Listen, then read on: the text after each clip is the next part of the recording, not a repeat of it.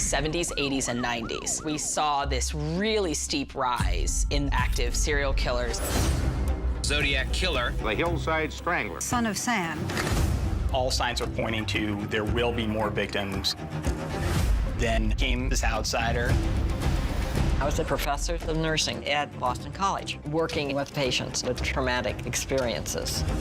One day, I got a phone call from the FBI. At the time, she was the only woman at the FBI. Abby, I'm going to start with you.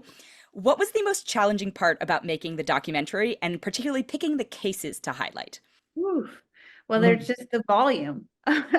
You know, when we were talking about 50 years of Dr. Burgess's career and then kind of narrowing that down to 3 45-minute episodes, that was the challenge.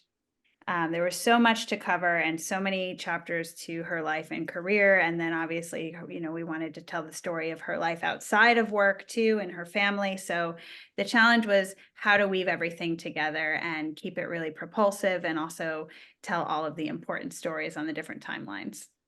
Yeah, a masterfully and chaotically done feat. Dr. Burgess, I am super curious. So are there patterns and trends you've seen emerge over time when it comes to the behaviors of extreme criminals and killers? Like, did social media impact the things you were seeing? You know, did television impact it? I'm super curious because you've got this amazing history behind you. Absolutely. Media was very, very important. And in fact, we do a whole separate series on that now, that how the media has handled this throughout the decades, if you will, now. We're well beyond where we were. And they are important. They're also, unfortunately, important for the serial killers because they now use media as a way to target victims. So we have to warn people how they lure them in, the kinds of techniques they use. So it isn't as much in the 70s and 80s with the techniques that they use. Some of the early ones did use the media, saying, I can make you a star, you know, and let me take some photos, and et cetera, et cetera. That was one of the early cases.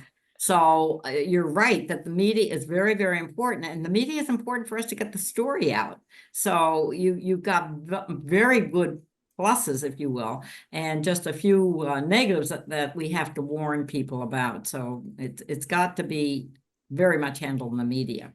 So I am curious because you do in this docuseries talk about some very public and very memorable cases. But for you, Dr. Burgess, like what makes something particularly memorable? Because of course you've seen so many things that, you know, may not be as flashy or, you know, get as much coverage. But like, what are the sort of standouts for you? Like what makes something, not the exact cases, but like the components of it?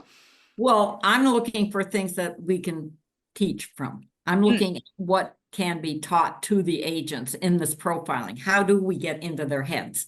How can we believe them? I think that's one of the biggest things that I was always looking for when you look at the interviews. Are they telling you the truth?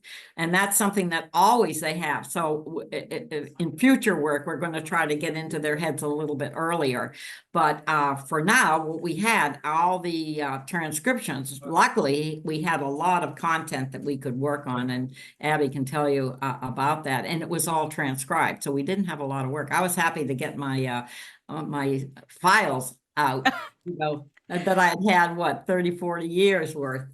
Abby, for you, what is the most practical skill you picked up from making this documentary, working with all these experts in some pretty dark stuff? You know, obviously a little different from some of the food and like lighter things that you've gotten to do in the past, but what can you apply going forward? Lock your windows. Okay. Now I check windows when I'm traveling. If I'm on the first floor, I keep them locked. I remember hearing stories from Dr. Burgess and other agents that, you know, sometimes if a serial rapist or a serial killer was coming along and the window was locked, they just move on to the next house. And one of the things Candace DeLong told us was that, you know, if you're a woman, you're alone, keep a set of like men's work boots outside your house. Just any of those little things to deter, because oftentimes, especially if you have a disorganized, because we learned, you know, the difference between the organized and disorganized killers and criminals, but if they're disorganized, they're just looking for the easy target. So kind of thinking about, you know, where are the exits and all those things that Dr. Burgess does.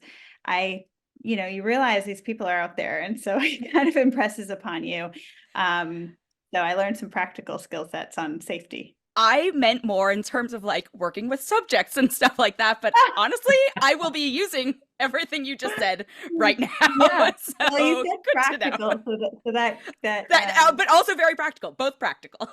well, I will say that, you know, on the other side of things, so much of, as a documentary filmmaker, you know, Dr. Burgess's work, although very different from what I do, resonated a lot because I understand very acutely the power of active listening. And so much of what I do when I'm working with documentary subjects is I'm creating that safe space to really have people tell their story and really listen to what their experience was and really do it in a genuine, caring, empathetic way. I'm almost at time, but I do have to ask Dr. Burgess. I say this as someone whose mother is also a professor. Do you think you're ever going to retire, or is this like a till the bitter end? Haven't thought of it yet.